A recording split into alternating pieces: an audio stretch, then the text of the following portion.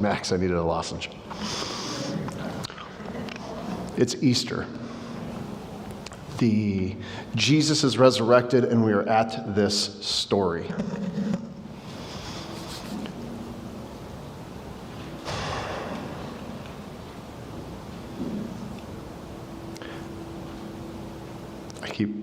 I'm feeling like I'm hearing reverb, and I'm getting real nervous. I'm just like, I've been through enough sound checks where it just squeals back at you. I'm just going to keep talking here for a second.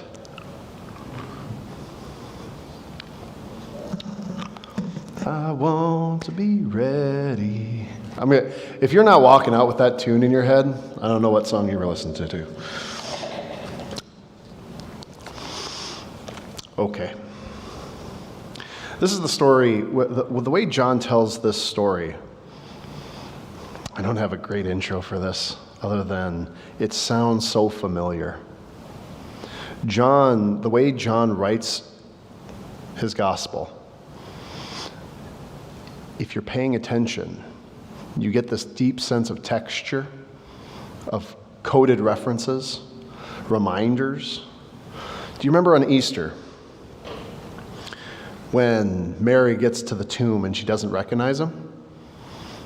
That is at play here.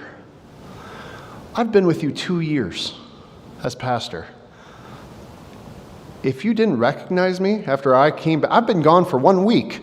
If I came back and you're like, who's this guy talking to us today? I'd be a little offended. So how is it that Mary doesn't recognize Jesus? Well, here at this story, it's the opening part of the story. You have the disciples who have gone fishing, and not the kind of fishing that I go on, which is more about what's in the cooler than what's in the lake. These are professional fishermen who do not recognize Jesus on the lake shore. This is a clear reference, like, you remember that old story with Mary? It's happening again. Now, to get actually into the story while they are fishing, why have they gone back to their normal life? They have seen the resurrection. They've had a life-changing moment. How many life-changing moments have you had? If you're lucky, probably you can count them on one hand. It's usually something pretty big. Birth of a child, loss of a parent. And I don't know how you cope with the big events of life. But one way is to return to something familiar, something that you can do without thinking, something where it's all muscle memory. You see, for those first disciples, they were raised to be fishermen, so it's all muscle memory, getting into the boat, mending the nets, getting the nets cast, hauling in the fish. It's a comfort, it's a reminder, and they're not having any luck with it. They're tossing in these nets, and they're not pulling in any fish. It's a subtle reminder. Sometimes you can do something over and over again, and this voice comes from the shore. Do it a little differently. What does that person know? Have you ever held on too tightly to the way you've always done something? Like, this is how we do things. This is absolute, like, no one can tell me different. And then one voice, you loosen the grip just a second, because that's what the disciples do. They actually listen to the voice. They toss the net on the other side, and everything changes. Those moments are incredibly humbling. The disciples haul in the fish. Now, I'm not the type of Christian to pay attention to, like, the fact that John spends, like, there's 154 fish. Someone counted. So many fish that the nets can't even carry them. Or the net, there's a fear of breaking it. Jesus is at the seashore, on the beach. And one of the fun things to read in this passage is, like, he already had bread.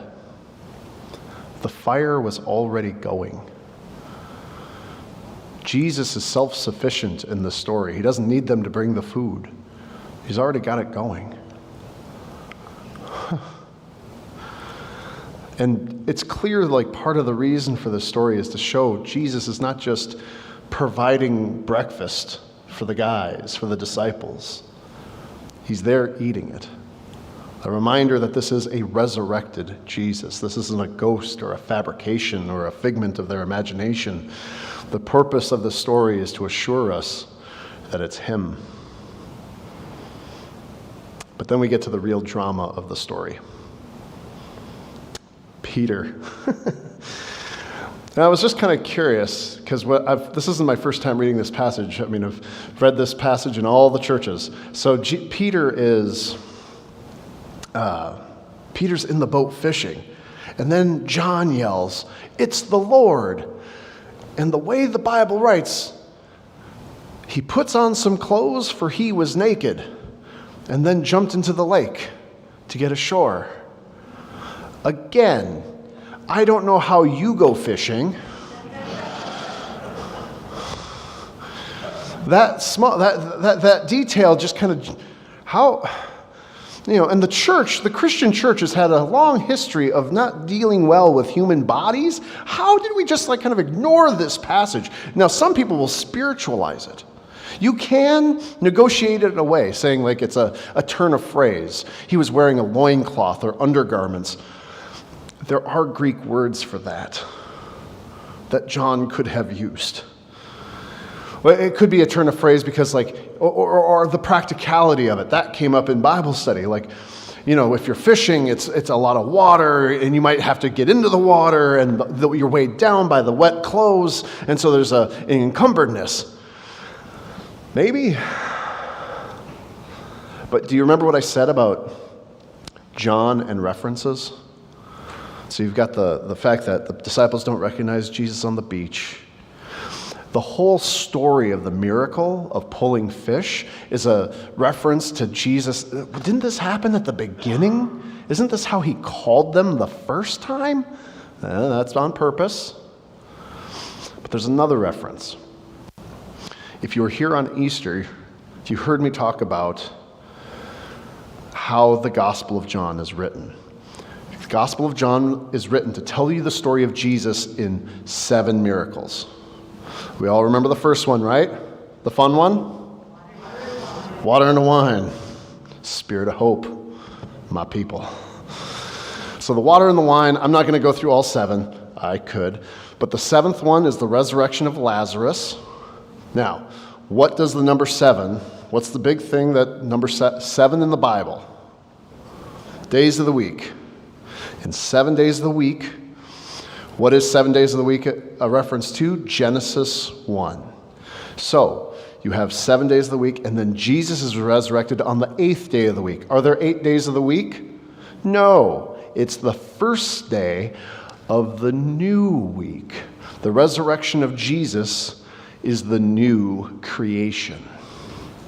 And the Gospel of John writes as though the new creation is related. It embodies in the old creation. That's why when Jesus comes out of the tomb, where is he? Deep in the city of Jerusalem? Garden. What does Mary think he is? A gardener. Because in Genesis 1 and 2, God plants the Garden of Eden. Now, Genesis 1 and 2 happen in the garden. Genesis 3. What happens in Genesis 3, my Bible scholars? Sin. Sin is understood as being a separation. There is a will for God in the world, and anything that parts from this is sin. The human, the first people, as metaphor, like all of us, what's in our DNA that causes this sense of separation. In the Genesis story, when God approaches the humans after they've sinned, they hide, for they were naked. Peter, at this point in the story, right? What happens with Peter? What the drama of the story is Peter face to face with Jesus. And he has to, Jesus asks him in this story, do you love me? And he asks him 3 times. Where did we hear that, something that sounds like that before? Jesus was denied 3 times by Peter. Peter has sinned, and now he has to go face to face with God, like the first people. The first people, when they met God after they sinned, what do we get at the end of Genesis? Banishment. They are expelled from Garden of Eden. Here in the new creation, if you sin, which all of us have, any part of our hearts, wherever we degrade ourselves or others or creation, we are met by a God who, what? What does Jesus meet Peter with? Understanding, compassion, and mission. When Peter rolls up on Jesus after getting onto the beach, Jesus doesn't look and say, okay, Peter, you denied me 3 times. This is now going to be for everybody else but you. You've sinned. Forget you. Moving on. We only want the righteous in my church. Oh, I haven't told you all that. It's been a minute. Do you guys remember the first thing I ever said to you? First thing I said as a church. I was nervous on my very first day. First Sunday. I'm like, I was asking my wife, what do I start with? And Bethany says, tell them that joke you know. It's my favorite joke. I start any nervousness, like if it suddenly reminds me. Pastor's up there preaching away, and a smell reaches the nostrils. And there in the back, there's a guy. The smell is liquor store, garbage, and bathroom. And the guy is just sitting there barely paying attention. After the service, the pastor walks up to the guy and says, hey, you ever talk to Jesus about what's appropriate to wear in my church? No, preacher, I haven't. Why don't you go and you go talk to Jesus and you ask him what's appropriate to wear in my church, and when he answers you, you can come on back. The next Sunday, preacher's up there preaching away, and garbage, liquor store, bathroom. And he walks up to him and asks him, hey, do you remember what I said? Yep. What'd I say? You said to ask Jesus what's appropriate to wear in your church and not to come back until he gives me an answer. Well, he clearly gave you an answer. What did Jesus say is appropriate to wear in my church? He didn't know. He's never been to your church.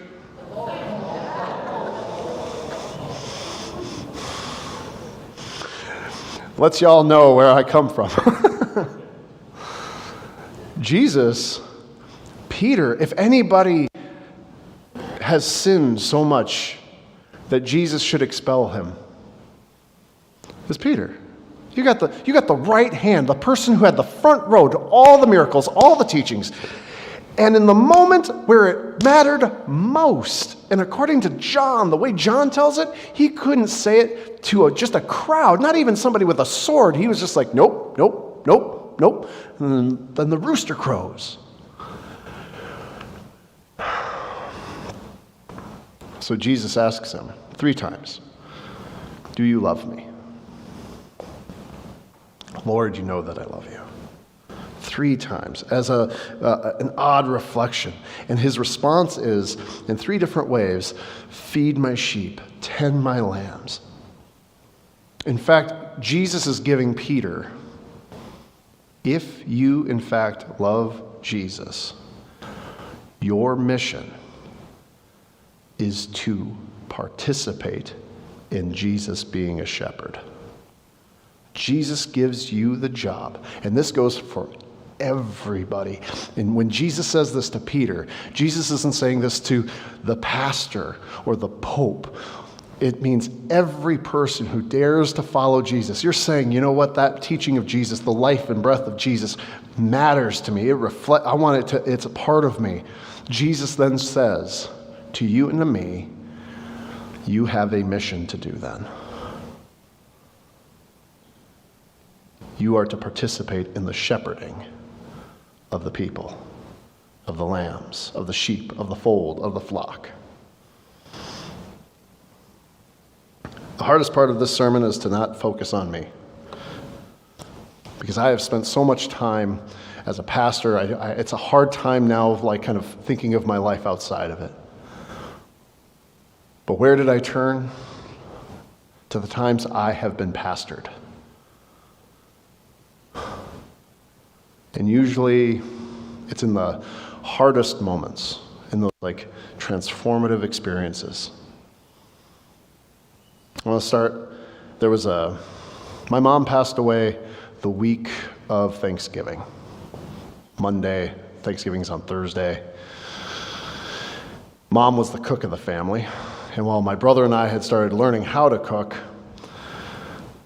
you want to tackle Thanksgiving dinner? The year Mom died? No! My mom's family, we weren't really close with. I don't know. My mom had two sisters, and between her and her next oldest sister was 20 years. Right? So the next two sisters were older. So she grew up with her nephews and nieces being her siblings-ish, really.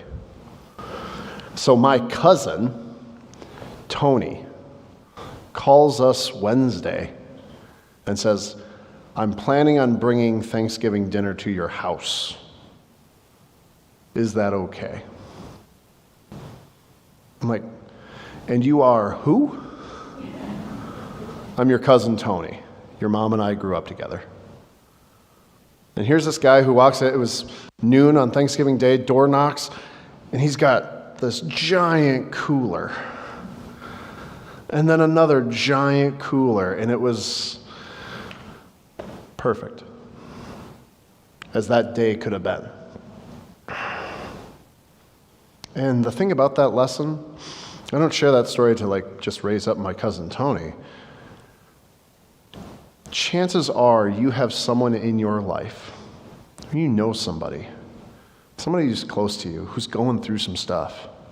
Big life change. Baby on the way. Doctor, results from the doctor that are going to be really scary. Maybe they're going through treatment. The temptation of every good-hearted person. You've said it, I've said it, I know I've said this too many times, but I'm trying my best. And this is one of these like real life examples of what you can do differently to show the love of Jesus.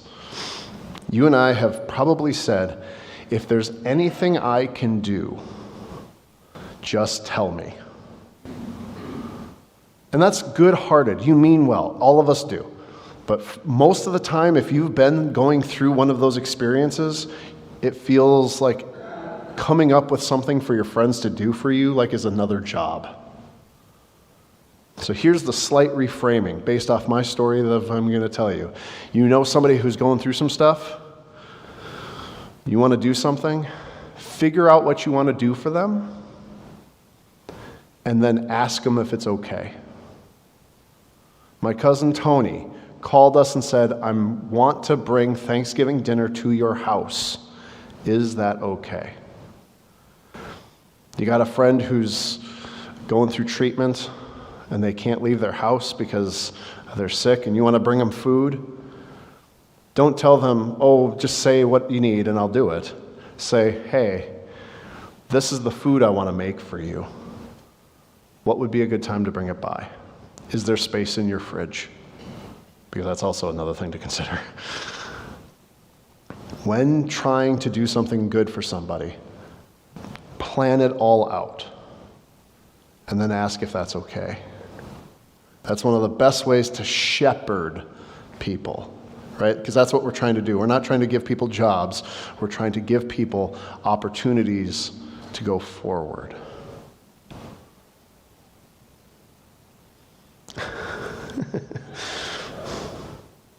I just cut out that whole section, didn't I? And that's for the individual.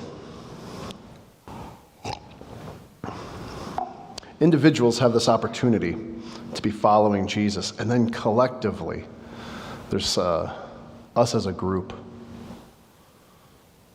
church universal.